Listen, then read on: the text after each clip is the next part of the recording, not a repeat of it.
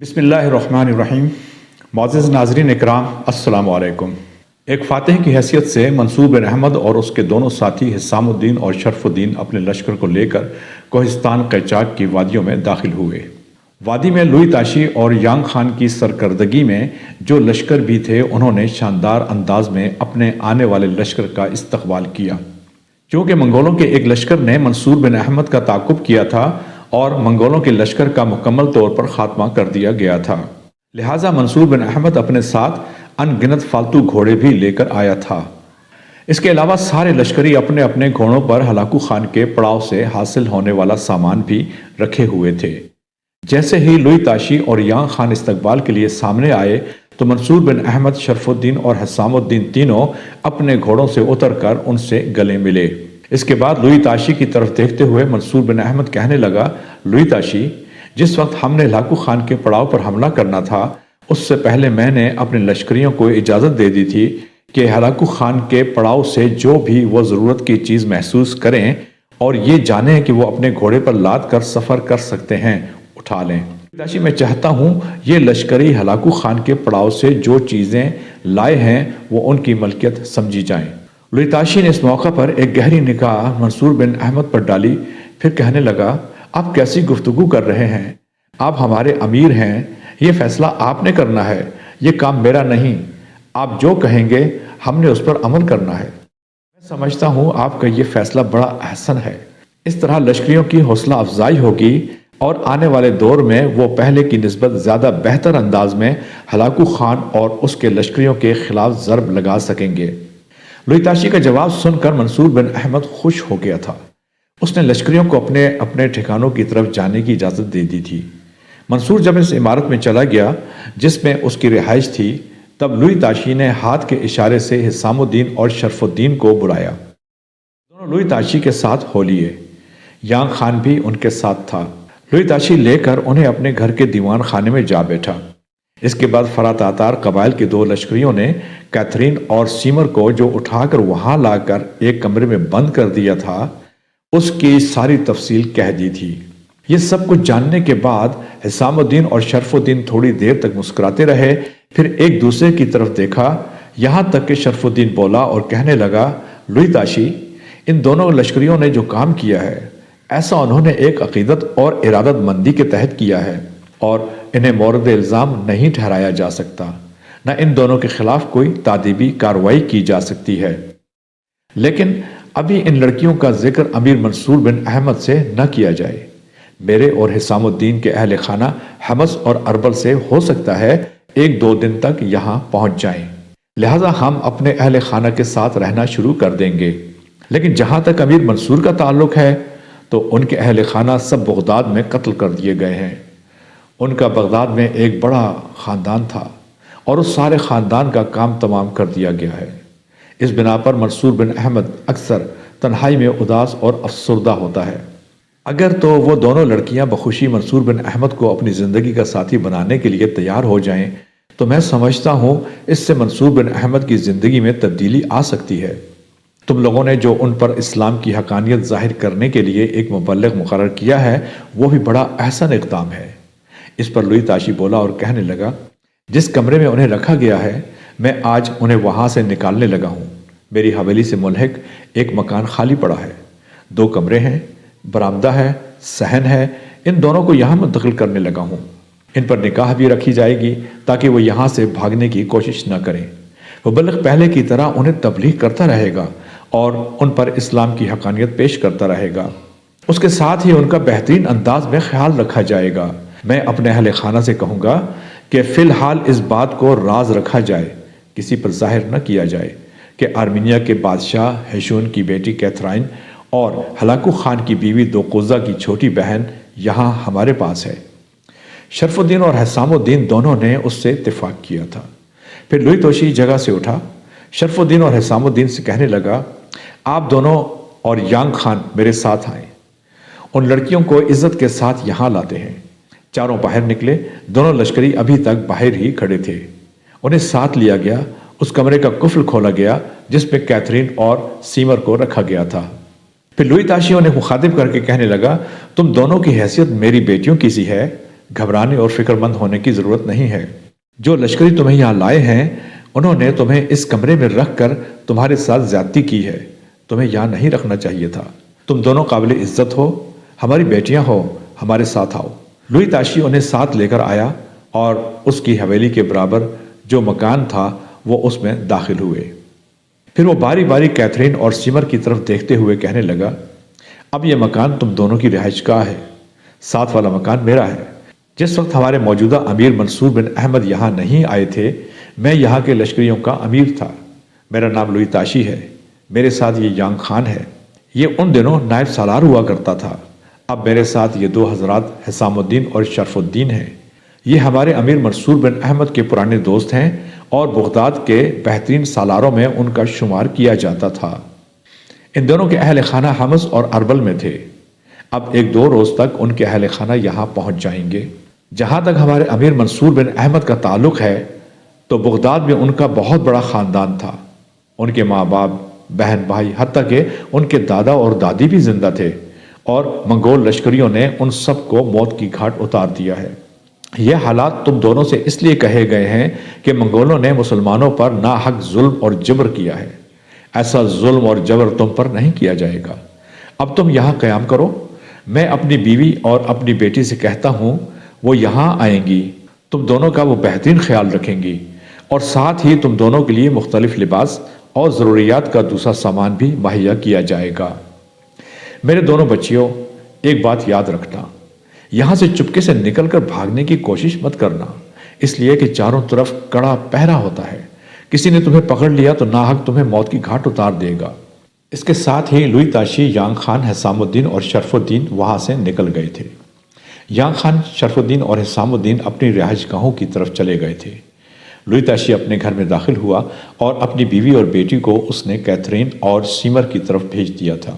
ایک روز منصور بن احمد، شرف الدین، حسام الدین، یانگ خان اور کچھ دوسرے سالار لوئی تاشی کی رہائش گاہ کے دیوان خانے میں بیٹھے آنے والے واقعات پر گفتگو کر رہے تھے کہ فرا تاتار قبیلے کا ایک شخص وہاں آیا اور منصور بن احمد کی طرف دیکھتے ہوئے کہنے لگا، امیر، دو منگول ہمارے علاقے میں داخل ہوئے ہیں۔ بیرونی دروں میں ہمارے جو محافظ رہتے ہیں ان میں سے ایک محافظ انہیں اپنے ساتھ لے کر آیا ہے۔ اس نے بڑی احتیاط سے کام لیا ہے، ان دونوں کی آنکھوں پر پٹی باندھ کر یہاں تک لایا گیا ہے۔ وہ آپ کی خدمت میں پیش ہونا چاہتے ہیں اور شاید وہ کوئی نالش اور شکایت لے کر آئے ہیں۔ اس موقع پر منصور بن احمد نے کچھ سوچا، پھر کہنے لگا، اگر کوئی ایسا معاملہ ہے تو دونوں منگولوں کو لاؤ تاکہ میں جانوں وہ کیا کہنا چاہتے ہیں۔ تھوڑی دیر بعد ان دونوں منگولوں کو منصور بن احمد کے سامنے لا کھڑا کیا گیا۔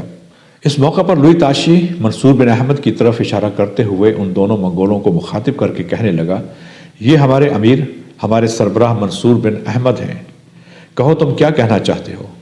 وہ دونوں منگول کچھ دیر تک حیرت انگیز انداز میں منصور بن احمد کی طرف دیکھتے رہے، پھر ان میں سے ایک کہنے لگا، یقیناً یہ منصور بن احمد ہی ہیں جنہوں نے میاں فارقین شہر کے نواح میں ہمارے پڑاؤ پر شب خون مارا اور پڑاؤ کو آگ لگا دی۔ پھر وہ منصور بن احمد کی طرف دیکھتے ہوئے کہنے لگا، مسلمانوں کے امیر، جس وقت آپ نے ہمارے لشکر کے پڑاؤ پر شب خون مارا تھا اور آپ کا لشکر وہاں حملہ آور ہوا تھا تو آپ کا لشکر اپنے ساتھ دو لڑکیوں کو بھی لے آیا تھا۔ ایک لڑکی کا نام کیتھرین ہے جو آرمینیا کے بادشاہ ہیشون کی بیٹی ہے، دوسری کا نام سیمر ہے اور وہ ہمارے خاقان ہلاکو خان کی بیوی دوقوزہ کی چھوٹی بہن ہے۔ اس موقع پر گھورنے کے انداز میں منصور بن احمد نے ان دونوں منگولوں کی طرف دیکھا، پھر بولا، میں نے تم لوگوں کے لشکر کے پڑاؤ پر شب خون ضرور مارا تھا، وہاں جو تمہارا لشکر تھا اس کا بھی میں نے کام تمام کیا تھا، اسے میں تسلیم کرتا ہوں، لیکن اندر بہت سی لڑکیاں تھیں، ان میں سے ہم نے کسی کو نہیں چھیڑا۔ اگر ہم نے یہی کرنا تھا تو پھر میں وہاں سے ہلاکو خان کی بیوی دوقوزہ کو اٹھا کر یہاں لا سکتا تھا۔ اسے یہاں لانے کے بعد ہلاکو سے کہتا کہ اگر وہ اپنی بیوی کو حاصل کرنا چاہتا ہے تو یہاں سے اپنے مرکزی شہر قراقرم کی طرف بھاگ جائے، لیکن ہم نہ کسی کی بیوی یہاں لائے ہیں اور نہ ہی کسی سیمر کو، لہذا وہاں جا کر ہلاکو سے کہنا ایسی حرکت نہ کی ہے اور نہ ہی آئندہ کریں گے۔ اس کے علاوہ میرے پاس تم سے کہنے کے لیے کچھ نہیں ہے، تم دونوں جا سکتے ہو۔ اس کے ساتھ ہی وہ دونوں منگول وہاں سے چلے گئے تھے۔ منصور بن احمد نے جس دوران میاں فارقین کے نواح میں ہلاکو خان کے لشکر پر شب خون مارا تھا، اس کے بعد عالم اسلام میں دو اہم واقعات پیش آئے۔ پہلا واقعہ موصل کا تھا، اس لیے کہ موصل کے حاکم بدر الدین لولو نے اپنے فرزند کو، جس کا نام رکن الدین اسماعیل تھا، تحائف دے کر ہلاکو کے پاس بھیجا۔ وہ ہلاکو سے اچھے تعلقات پیدا کر کے موصل کو اس کے ترکتاز اور یلغار سے بچانا چاہتا تھا۔ اس کے لیے اپنے بیٹے کو بھیج کر بدر الدین لولو نے اپنی اطاعت کا اظہار کیا۔ اس نے ہلاکو کو یہ بھی پیشکش کی کہ وہ اس سے تعاون کرے گا۔ ہلاکو نے اس کے بیٹے رکن الدین سے تحفے قبول کر لیے اور بدر الدین لولو کے بیٹے رکن الدین کو اس نے کچھ تحائف کے ساتھ اپنے خان اعظم منگول خان کے ہاں قراقرم بھیجا۔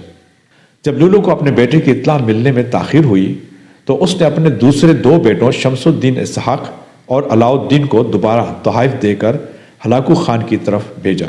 چنانچہ وہ جب اس کے پاس پہنچے تو انہوں نے اس کے پہلے فرزند کے بارے میں اطلاع دی کہ وہ جلد واپس آ رہا ہے۔ اس کے بعد اس کا فرزند رکن الدین منگول خان کے پاس سے موصل اور اس علاقے کی حکومت کی تقرری کے احکامات لے کر واپس آیا۔ اس کے کچھ ہی عرصہ بعد لولو فوت ہو گیا اور اس کا فرزند رکن الدین اسماعیل صالح کا لقب حاصل کر کے اپنے باپ کا جانشین ہوا اور اس نے ہلاکو خان کے ساتھ اچھے تعلقات پیدا کر لیے۔ دوسری تبدیلی اور انقلاب مصر میں پیدا ہوا۔ ہلاکو خان کے مسلمانوں کے علاقوں پر حملہ آور ہونے سے پہلے مصر پر نجم الدین ایوب کی حکومت تھی۔ کہتے ہیں نجم الدین ایک بیدار مغز حکمران ثابت ہوا اور اس نے اپنی تمام تر توجہ اپنے جد امجد سلطان صلاح الدین ایوبی کی سلطنت کے بکھرے ہوئے شیرازے کو یکجا کرنے کے لیے وقف کر دی۔ کئی سال کی طویل جدوجہد کے بعد وہ اپنی کوششوں میں کافی حد تک کامیاب ہو گیا اور مصر کے علاوہ شام، حجاز اور کئی دوسرے علاقوں پر بھی اس کا مؤثر اقتدار قائم ہو گیا۔ گو اس وقت تک ہلاکو خان کا واقعہ پیش نہیں آیا تھا، لیکن نجم الدین صالح کے اقتدار میں آنے سے چند سال پہلے چنگیز خان کی سربراہی میں منگولوں کے ہولناک فتنے کا آغاز ہو چکا تھا۔ منگولوں کے اس طرح حملہ آور ہونے کے دوران دشت قیچاق، قزوین اور کوہستان قیچاق وغیرہ کے علاقوں میں بہت سے لوگ جو مسلمان تھے منگولوں کے آگے بھاگ بھاگ کر مصر کا رخ کرنے لگے۔ یہ لوگ کہنے کو تو غلام تھے، لیکن صلیبی لڑائیوں میں اپنی تلواروں کے جوہر دکھا کر وہ نجم الدین ایوب کی سلطنت میں بڑے بڑے عہدوں پر جا پہنچے تھے۔ تاہم انہوں نے ایک منظم قوت کی حیثیت اختیار نہیں کی تھی۔ جب ملک صالح تخت نشین ہوا تو عمائدین سلطنت میں بہت سے مملوک عمرہ بھی شامل تھے۔ اس کو ان لوگوں کے اوصاف و خصائل بہت پسند آئے اور اس نے ان مملوکوں کو بڑی کثرت سے خریدنا شروع کر دیا، یہاں تک کہ ان کی تعداد 12,000 سے بھی تجاوز کر گئی۔ صالح نجم الدین ایوب نے ان کی تعلیم و تربیت پر خاص توجہ دی، جس کا اثر یہ ہوا کہ ان میں سے اکثر نہ صرف فنون جنگ میں غیر معمولی قابلیت کے مالک بن گئے، بلکہ علوم اسلامی یعنی قرآن و حدیث اور فقہ میں بھی درجہ کمال تک پہنچ گئے۔ سلطان نجم الدین ایوب نے ان مملکوں کا ایک باقاعدہ لشکر بنایا جو نہایت منظم، فنان حرب و ضرب میں طاقت تھا۔ اس نے اپنے ذاتی محافظ دستہ کو بھی اس فوج سے نتھی کیا۔ اس کے علاوہ اس نے مملوکوں کو اپنی سلطنت اور دربار میں بڑے بڑے عہدوں پر مقرر کیا۔ اس طرح چنگیز خان کی وجہ سے کوہستان قیچاق سے جو مسلمان بھاگ کر مر کی طرف گئے تھے وہ مصر کے اندر ایک فعال اور مؤثر قوت بن گئے تھے۔ تاہم سلطان نجم الدین نے انہیں بے قابو نہ ہونے دیا اور ان کی بڑی تعداد کو جزیرہ روزہ میں آباد کیا، جہاں ان کی رہائش کے لیے بیرکیں بنوائیں۔ بعض مملوک عمرہ نے اپنے طور پر مکانات اور قلعے تعمیر کر لیے، چونکہ اس مقام پر دریائے نیل کی دو شاخیں ملتی ہیں اور اس کو بحر کہا جاتا ہے، اس لیے یہ لوگ ممالک بحریہ کہلائے۔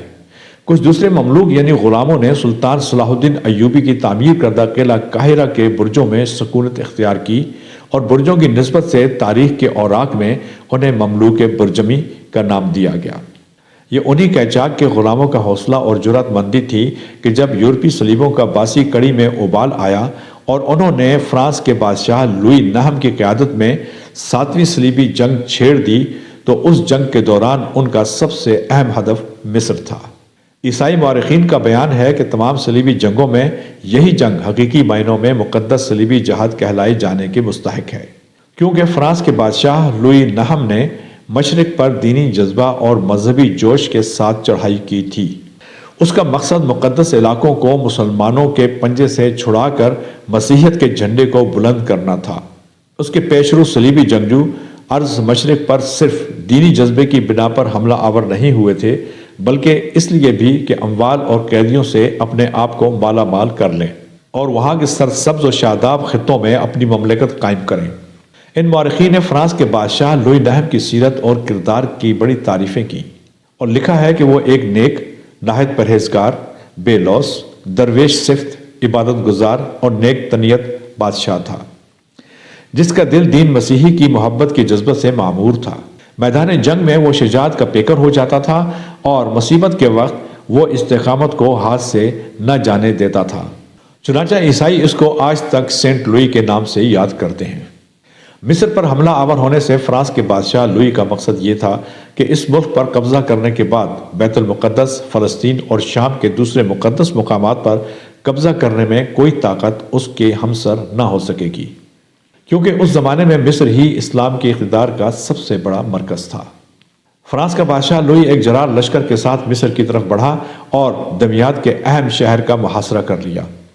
اس زمانے میں نجم الدین ایوب بیمار تھا، اس لیے وہ مؤثر طور پر صلیبیوں کے سامنے مزاحمت نہ کر سکا اور انہوں نے 22 صفر 647 عیسوی کو دمیاط پر قبضہ کر لیا۔ اس واقعہ کے چند ماہ بعد 15 شعبان 647 ہجری کو ملک صالح نے منصورہ کے مقام پر اجل کو لبیک کہا۔ اپنی وفات سے پہلے مصر کا سلطان صالح صلیبیوں سے فیصلہ کن جنگ کرنے کی تیاری کر رہا تھا۔ اس مقصد کے لیے وہ مملوکوں کی ایک زبردست فوج کے ساتھ منصورہ آیا تھا۔